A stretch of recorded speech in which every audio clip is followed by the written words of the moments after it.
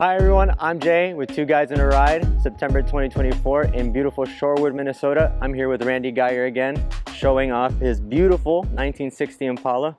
Randy, what can you tell me more about the car? Because I'm in love. I love it. Well, thanks for being here, Jay.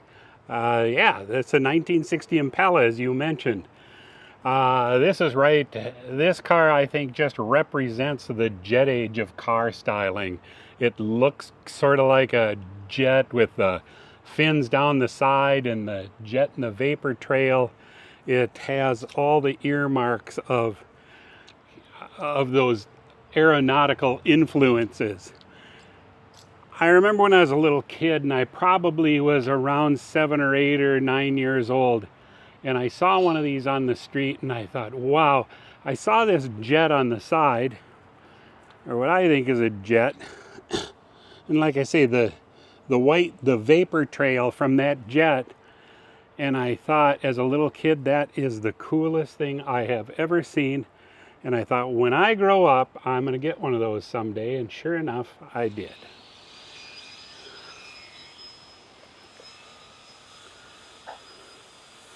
I love everything about it. I love the cross flags on the wheel covers. I love the dual slant back antennas. It makes it look kind of sporty, kind of racing, kind of almost like you're going so fast that the antennas are bending backwards. The 60 Impala is easily distinguishable from the 59. They're kind of sister cars in a way because they kind of have a similar look. But on the 60, these fins lay pretty flat, where on the 59 they're much more angled. Also on the 59, you had the cat's eye type tail lights instead of the three unique ones. Now, if this was Impala was the very top of the line for Chevy in 1960. The next one down would have been Bel Air, and then there would just be 2 tail lights. And the one down from that was Biscayne, and it also had 2 tail lights. This car is interesting, I think, in that it has bumper guards, front and rear. Well, Randy, I have to ask, out of all your cars, everything else you own is Chrysler. Why this Chevy? Well, that is a good question. I think because this was the first collector car that I bought and kept. I bought some muscle cars before this one when I decided that I had to have a hobby in my retirement. I didn't think the muscle cars were that much fun. They're hard to shift and they were hot and they just weren't fun. I ended up buying this car because I thought about remembering the styling and the fins and I bought this off of eBay actually from a fellow in Chicago, and it was on a Chicago dealer's showroom floor, and I bought it from the owner of the dealership. It's been such a great car. It's just a cream puff. It starts and runs beautifully, it drives beautifully, and I just fell in love with it, and that's how I got started. And then it's a long story how I ended up into the Chrysler realm, but eventually I did, and I just loved the styling and the ride and the comfort and everything else about the Chryslers, and that's what I do. But if you look back, Jay, at some of the videos that we've done previously and put on YouTube, you'll recall that the video we did on the Dodge 1958 Regal Lancer, I talked all about how I bought that car at auction, and that's the one that got me started into the Chryslers, and then it just took off from there. Now, is any restoration done on your part or from previous owner? I didn't do any of the restoration. I haven't done anything except maintain this car. I bought it in 2007, so I've owned it for it's something like 15-ish years now. And I've just done things to maintain it and maybe fix little things, but the restoration, all the paint, all that upholstery was all done. Now, I remember you saying that the restoration has a little bit of a story to it. Well, yeah, this dealership I bought it from, a Chevy dealership in Chicago, He actually bought it as kind of a rust bucket in Wisconsin at the Jefferson car meet some years ago. I would guess around the year 2000 or so, pretty close. Then he brought it back. It was kind of a rust bucket, and he just had his body shop guys work on it in their extra time when the shop wasn't terribly busy. And so they just kind of chipped away at it little by little by little. And as I remember, he told me it took him about 8 years to finally complete the car. He then, once it was completed, he kept it for a few years and drove it around, drove it in some parades and things. And then for whatever reason, he decided to sell it. And he put it on eBay, and that's where I found it. Yeah. It is interesting, though, and I should point out that as many of these cars as they built, and they built a lot of them, and I'm remembering that for 1960 Impala convertibles, I believe they built in the neighborhood of 70 to 75,000 of them, and if you include hard tops, it gets into the hundreds of thousands. It's interesting, however, that you really rarely see them around, and you almost never see them in this kind of condition. I want to point out while we're walking by too that this one has the rocker molding trim, which is also unusual. When people restore them, typically they take that off because it's hard to find and it's expensive, and if it has any damage, you're in kind of bad luck. So they just take it off and they paint it. And Jay, again, as long as we're talking about all the gewgaws and all the trim on this car is fully loaded with every piece of trim you can think of. These also were optional, and you don't see them on every 60 Impala, but we have them here. And we have, as I said before, front bumper guards, also unusual option. Now, as long as we're here, let me point out something else. This emblem right here on the grille, the fact that it has the crossed flag emblem means that the car is a big block car. If that had a small block or a 6-cylinder, you would have the Chevy crest on here rather than the cross flags. Now, when I talk about a big block, in 60 there was only one big block available, and that's the 348, and that's what this car is.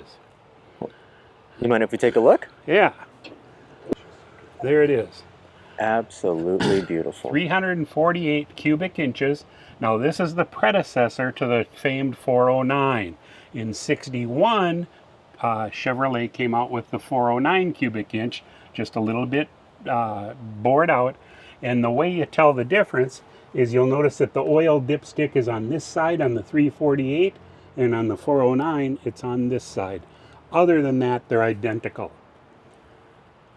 This has the 3 2-barrel carburetors, and they rated it at 280 horse. Again, I have the correct battery for this, but for driving around town I use a modern battery. This car also, I should mention, as long as we're in the front, and you might want to get a shot of this, is that this car has competed in the AACA and has achieved the status of a first Grand National, which is hard to do. Well, it's not a surprise that it won, seeing how beautiful it is. Now, you've shown us the outside. Can we take a look at the inside? Absolutely. Well, we had to beat the rain, so we're inside now. Randy, I had asked if we could take a look at the interior. Can we continue? Absolutely, yeah. All right. Once again, the interior is just as the factory made it. You've got the hang of, I don't do alterations on my car from what the factory built. So it has the black and white houndstooth interior.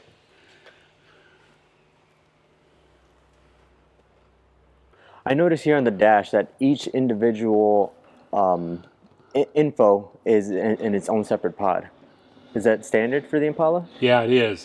They did that in 59 and 60, and a lot of people say that is the most beautiful dash ever made in a car at any time. I don't know if I necessarily agree. I've seen some beautiful dashes in some of these cars, but it certainly is outstanding. There's no question. I'm a big fan of that beautiful steering wheel and the center speedometer here. Yeah. And again, we got power steering. Now this one doesn't have power brakes, so that's kind of interesting, but it brakes just fine and doesn't bother me. It has a front and rear speaker for the radio. The radio, we should mention, by the way, in most all of my old cars, they're tube type radios. They're not transistorized like today's modern radios. So when you turn the radio on, you have to wait for, something like 30 seconds or thereabouts for the tubes to warm up. Now, you got to be an old guy like me to understand what the heck I'm talking about. But yeah, you used to have, just like your TV at home, you had to let it warm up before it came on. So, and then this right here is the rear speaker? Yes, it is, yeah. You know, when Rob was young, I think he's got permanent grill marks from one of these. That happened occasionally. I will say, with the material and the big couch seat, this is the greatest way to get a date closer. Now this car has an automatic transmission, 2-speed power flight, they called it. It's very smooth. You barely notice it shift at all. So yeah, very smooth, nice driving car. We talked about the sound of the car. It just has this kind of throaty rumble to it. It's not loud and it's not obnoxious, but it's just really pleasing to the ear, and it just makes you want to just putt around for hours and just listen to it. It's music, it truly is. No, this is absolutely a statement car. Even in the quick ride that we took to get it back here in the shop, you could see the wings of the car as you're driving in the side view mirrors. So tell me, Randy, what is one of your most favorite memories with this car? That's a good question. Just driving it, just cruising in it, it's just such a pleasure and such a treat to drive in it. Now, it's interesting too, on some of the other videos we talked about some of my cars and all the power options and power windows and powers and all this stuff. Now this car conversely has power nothing at all. It has crank windows, and it has, I'm even looking at the rear view mirror on the dash.